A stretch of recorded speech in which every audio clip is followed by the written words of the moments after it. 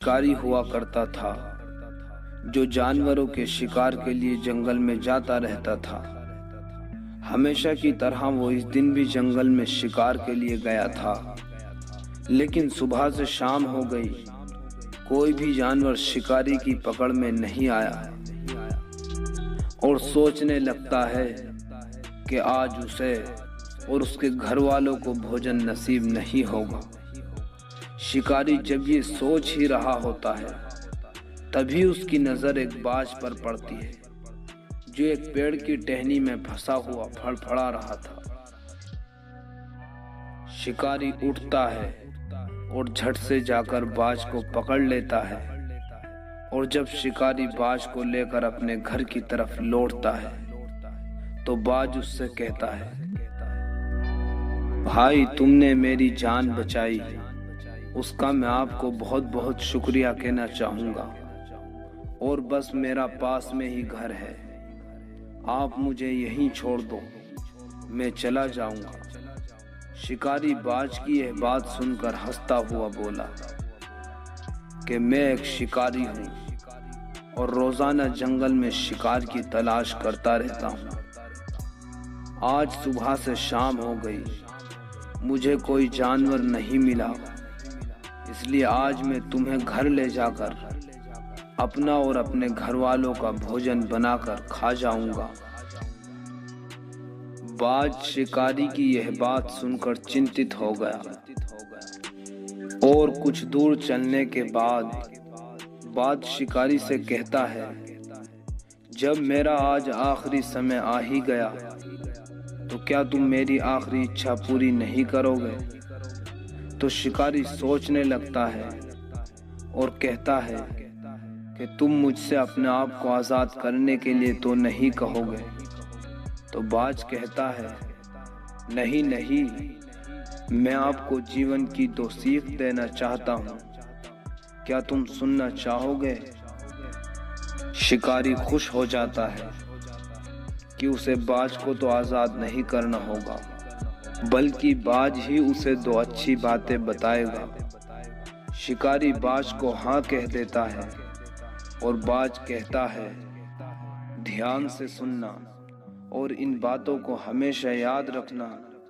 तो जीवन की सबसे पहली सीख तो यह है कि तुम किसी की बातों में बिना किसी सबूत के और बिना किसी सोच विचार के यकीन मत करना। और दूसरी सीख ये है कि अगर तुम्हारे साथ कुछ गलत हो जाए या तुम्हारे पास से कभी कुछ छूट जाए तो उसके लिए कभी भी अपने मन में दुखी मत होना। शिकारी बाज की इन बातों को बिना ध्यान से सुने हुए अपने घर की ओर बढ़ता रहा। कुछ देर के बाद बाज शिकारी से फिर कहता है, तुम मुझे एक बात बताओ, अगर मैं तुम्हें कोई ऐसी वस्तु दे दूं कि अचानक तुम अमीर हो जाओ तो क्या तुम मुझे आज़ाद कर दोगे?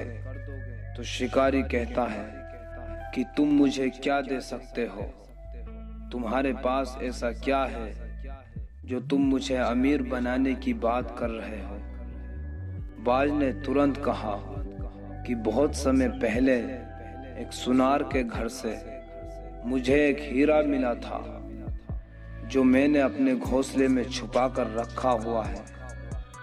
तुम मुझे मार दोगे तो वो हीरा किसी के काम का नहीं रहेगा, इसलिए मैं सोच रहा था कि क्यों ना वो हीरा मैं तुम ही को दे दूं, लेकिन तुम्हें उसके बदले मुझे आज़ाद करना होगा, तो इससे मेरी जान भी बच जाएगी और तुम्हारी गरीबी भी मिट जाएगी।